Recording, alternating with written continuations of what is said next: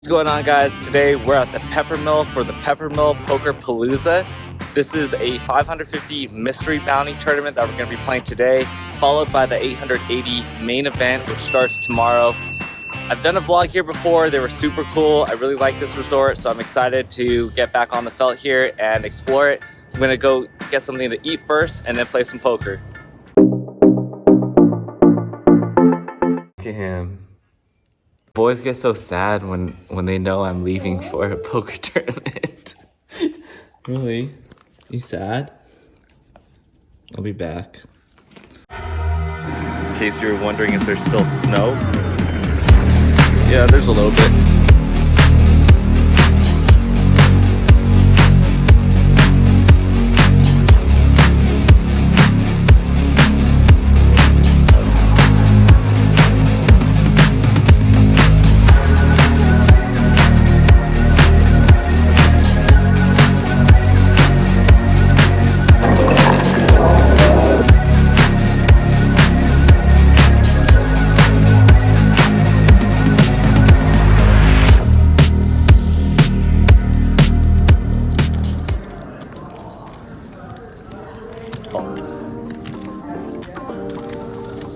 What's going on, guys? Let's play some poker. Here we are in a blind versus blind situation. I'm the small blind. I'm going to limp 500 and the big blind checks behind. So we see a flop and I flop bottom pair. It's not a great flop, not a great hand or anything, but when the big blind bets 800 into 1500, I'm gonna call and peel a turn, which is a 10 of clubs. I check again, and this time my opponent checks back behind, so at this point I don't think he has a queen, because if he had a queen he's probably going to bet it, again to protect against the flush draws, straight draws. So we're going to see a river card, and it's the queen of hearts, which means that it's even less likely than it was before that he doesn't have a queen. I check it again. I think I have a bluff catcher here because there are a lot of missed draws here on this flop. And he fires 1800 into 3.1k. I make the call here.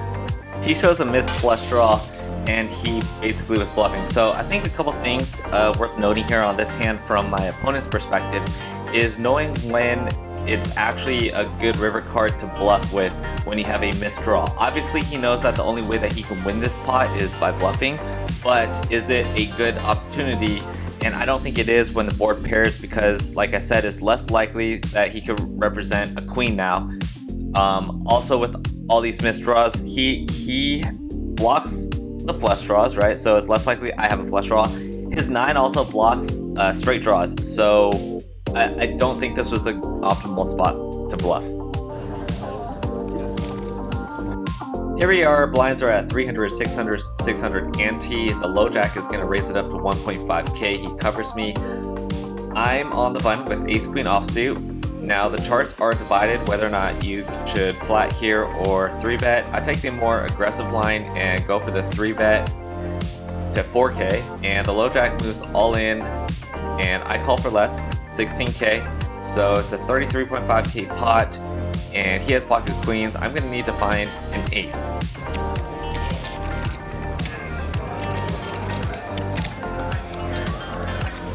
Or a king.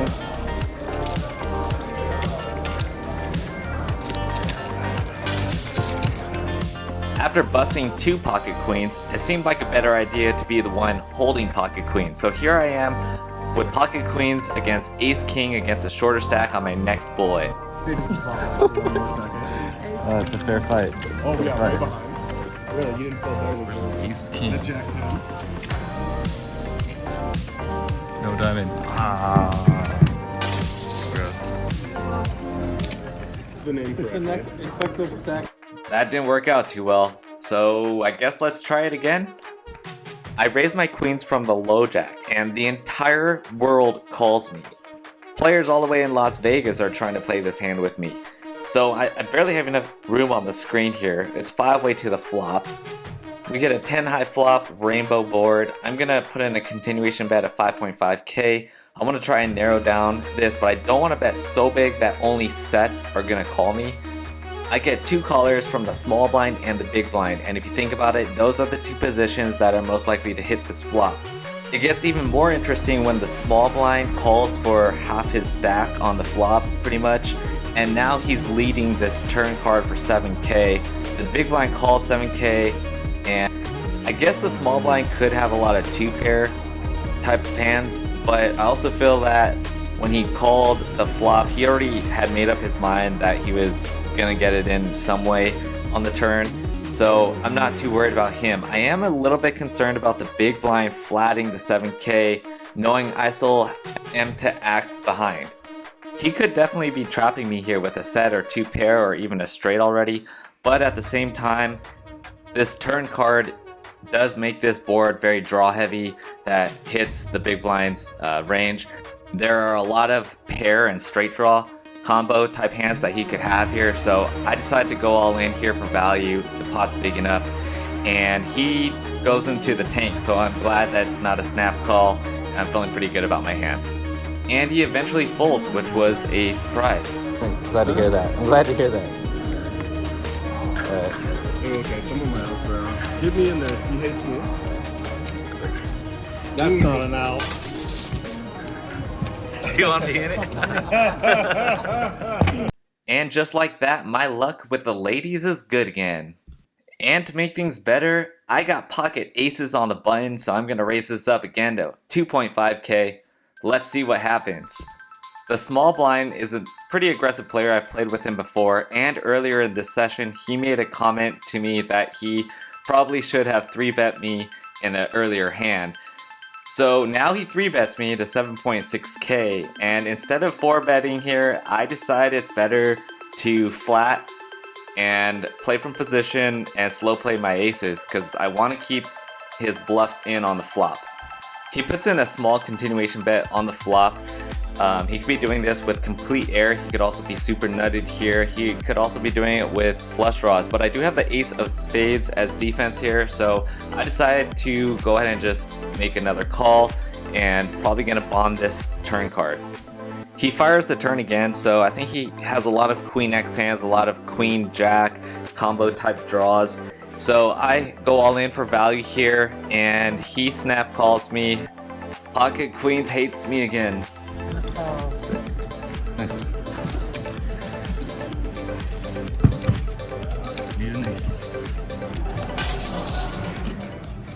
Alright, I guess I'm gonna try 3 bullets, because why not? Bullet 3 was really quick. I got it in with pocket 7s versus 9-8 suited, and the 9-8 made trip 9s. I'm surprised it wasn't pocket queens though.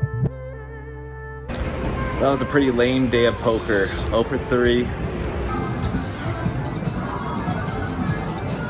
Alright, so I played a little video poker. I have a funny story. If you guys followed my Instagram back in like 2017, you guys probably remember this story. It's epic.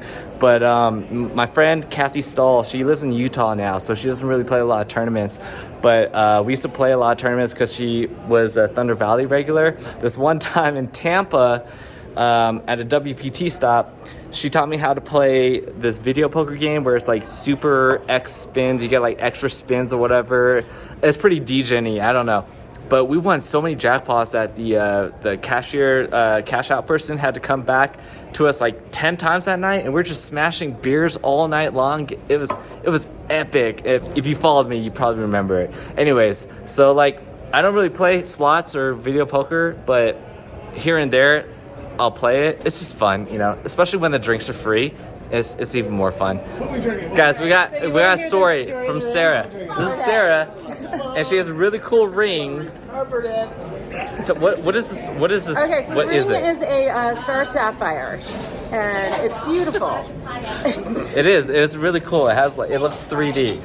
And my first tournament series, I went to the WSOP in South Lake Tahoe, and I kept meeting this guy Ali. He was really nice, and he had this ring, and I kept commenting on it. And he took it off his finger and gave it to me. He made me promise to never let anybody else wear it, Oh, to never lose it, and to wear it while I'm playing poker. that's really cool. It actually looks really cool. Oh yeah, you can see it. Dude, that's sick. It's like 3D. You guys, you can't see it on the camera maybe, but it's totally looks 3D. We can verify that it's not Ali the cheater. I'm a little bit buzzed right now, and I think it's about time to go home and actually, I feel like a cheeseburger.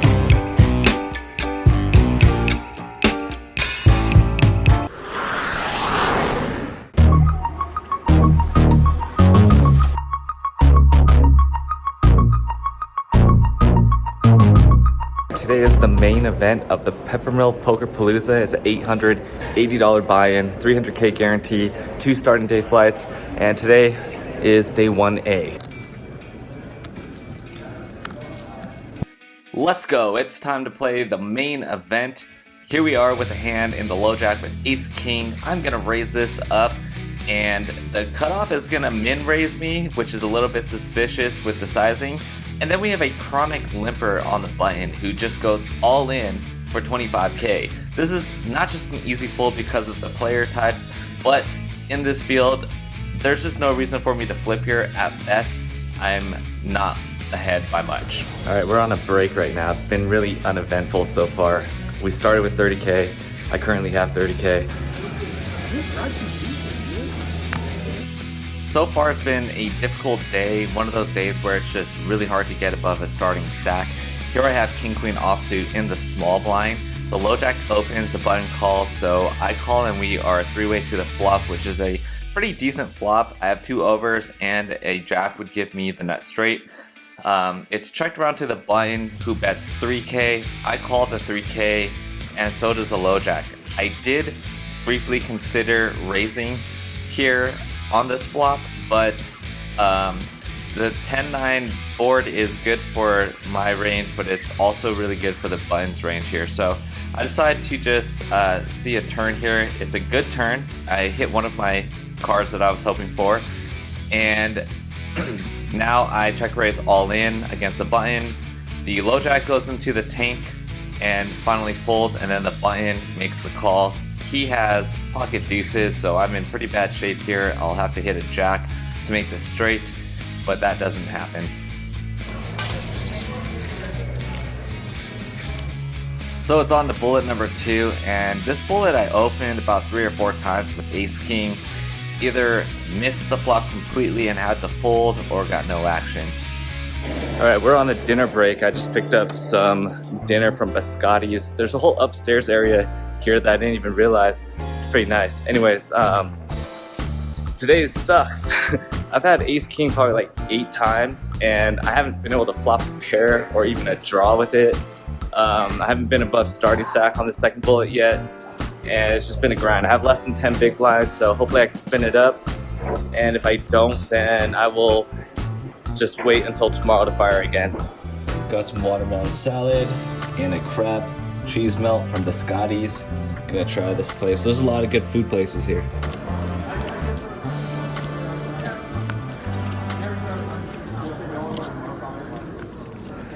Shortly after dinner, I look down at pocket aces under the gun. I only have 8 big blinds. I consider min clicking here, but I think that's just a little bit too obvious. So I go all in here. I'm never supposed to have pocket aces here anyways. And then we have a player who just re-entered. He's on his 4th or 5th bullet already. This is his first hand back. He goes into the tank. He's thinking about it for a very long time, but eventually he lays it down, and I'm just gonna take the blinds only here. Yeah, man. What were you thinking about, Sasha? Come on. I did not put you on that. That was too convenient. No one's supposed to put me on that. There you go. Pretty hard. An orbit later, I'm down to 7 big blinds. I have king queen offsuit in the big blind, and I get a dream scenario. The under the gun player limps 1500. There are 4 limpers in this hand, so clearly my play is to go all in here with my 7 big blinds. 3 players drop out, which means there's a ton of dead money here. Dream spot. Get 1 caller. He has ace 9 of clubs. I have live cards. Dream spot to triple up, but the run out was not good. This could almost be a triple up. I have live cards. All right. Good luck. And good luck to me. I need a jack.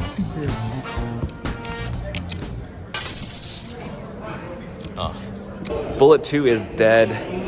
I had 7 big blinds in the big blind. There were 4 limpers, and I have king queen in the big blind. Can't really ask for a better spot than that with 7 big blinds, so I put it in. Got 1 caller, lots of dead money in there because the other 3 limpers folded, but didn't win, so gonna have to fire tomorrow now.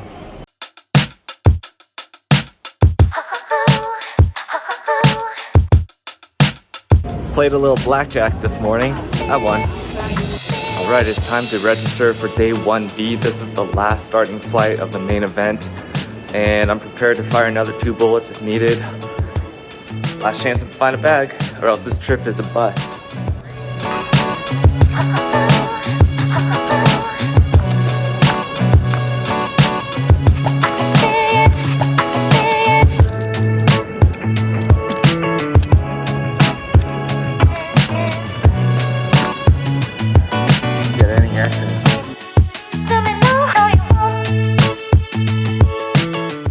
Right now, I have legitimate concerns about how this vlog episode is going to turn out because I just haven't had any hands at all worth discussing or going over. It's been like super boring and card dead. Like I pick up aces and get no callers like twice, and then other than that, it's just unplayable hands. So hopefully things change. I haven't been above starting stack yet on this bullet either.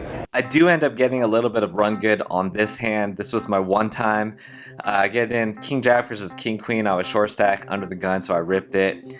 And I do flop the jack and it holds, so I do double up to 24k, which is still below starting stack.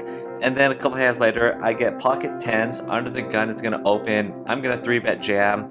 I get no action, so again, pretty uneventful. And then a few orbits later, I have ace jack under the gun, again opens. I'm gonna rip it by 11k, 11 big blinds. He calls me with ace king, and that is how bullet 3 dies. Hey, what are you talking about? Yeah. Alright, gonna fire one last bullet into the main event, bullet number 4. Hopefully I can get above starting stack. After losing some chips with another ace-king hand that missed the flop, here I am going all in for 15 big blinds with pocket sevens from the low jack position. It folds around to the small blind, and she wasn't paying attention. She did not realize that I was already all in. She throws out a 5k chip, which appeared to be with the intent to raise against the big blind, but either way, that would be a 1-chip rule, and she would just be limping. But then she realizes that I was all in. You see I'm all in? Yeah. Oh, I guess I don't really see them, alright? So this hand's already got some weirdness going on to it, some weird vibes, and I'm already thinking in my head, great, this is how I'm gonna bust. I was all in, and she went like this. Yeah. She didn't realize that there was action. She thought she was... She went like that. Why, Kelly? You did not see that? I'm playing. But so It's fine, I'm playing. She's playing. Okay, so yeah. It would just be a call though, Yeah. not an all in. right. Yeah. I'm definitely. No, I just don't know if you were trying to raise her. So it gets ruled that her action is a call of my 18k. She still has the remaining 3k left behind. Then the big blind thinks for a moment to determine what her intentions actually were. Then he goes all in, so now the small blind calls off, and there's like a 6k side pot. I mean, duh. Now we can flip them off. Yeah. Alright. Uh-oh. I am so far behind. You're in a great spot, actually. Jack, tens, I need a 7. That's as good a spot as you can be in. Anyone have a diamond? I need an 8. It's close. Full of 6. Well, that was kind of a weird hand to bust out on, but either way, the big blind would have called me and I would have busted it anyway, so it is what it is, and I'm not firing anymore in this tournament. This series is a brick. It's a donut. Well, I guess it becomes a drinking trip and maybe a little DJing on the video slots or something.